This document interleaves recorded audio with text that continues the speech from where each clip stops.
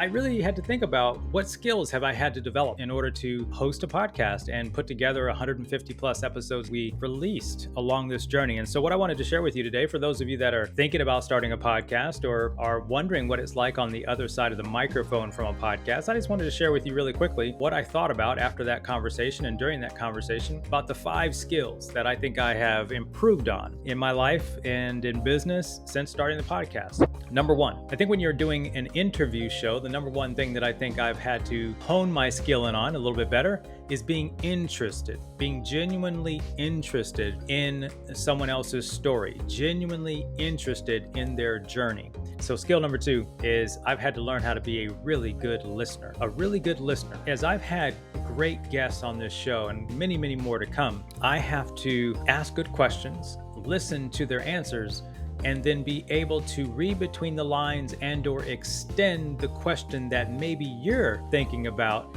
and ask them that question, right? I need to sit in the seat of you, my listening audience, and prepare my mind for how I could ask a question that maybe you're thinking about that you're not able to ask because you're not sitting here in the studio with us at the time. To sit down for an hour doesn't sound like a lot, but to really carry a conversation, and for those of you that don't know, I never have a script for the show.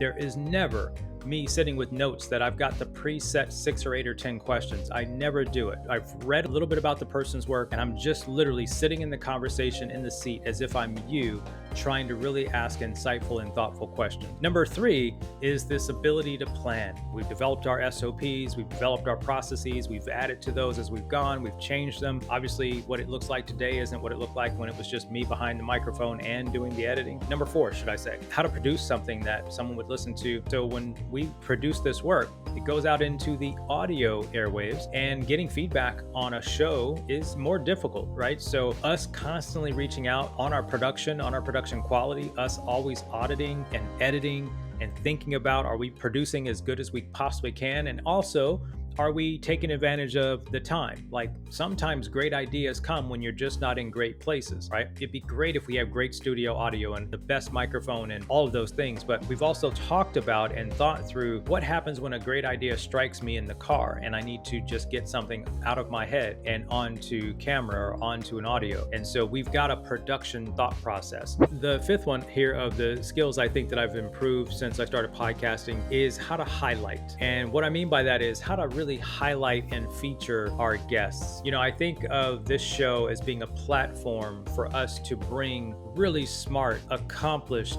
interesting people to sit and share a bit of their expertise with you. But at the end of the day, we're doing it so that we can really share with the global community and help people get access to resources that, for example, I didn't have coming up. When I was a young entrepreneur in my 20s, there was not a lot of places to turn where I could have the assistance and the guidance without paying significant fees to get into masterminds. But what I do think about today is the idea of what we can do with this show and how we can highlight the experiences, the knowledge, the wisdom, the path traveled that could help you move your path forward faster, more efficient, and with less complications and struggle. That's really the goal of this show. I love the ability to highlight other folks on this show. Sure, you also get to hear from me, and I love sharing breakthroughs and ideas, and to think we're at year 3 and we are just getting started. And so those are my 5 things that I think I've picked up from podcasting that have helped me skill-wise. What did I learn? What did I get skill-wise? How did I up-level my skills? And that was the question that was asked to me. Number 1, I've got to be a better listener. Number 2, I've got to be interested in people, really. Number 3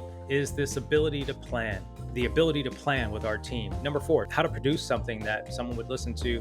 And of course, the 5th one here of the skills I think that I've improved since I started podcasting, highlighting and really understanding how can we take in a short period of time, 30 minutes to an hour, and really pull out, 3 to 5 really key points and nuggets along that person's journey that could be helpful to you. Thank you for taking some time listening to the MindShift Podcast. If you are not already subscribed, you need to subscribe. And if you also would like to hang out with us to get really deep with business strategy, marketing, sales, business growth, I'd invite you to come over to mindshiftcommunity.com.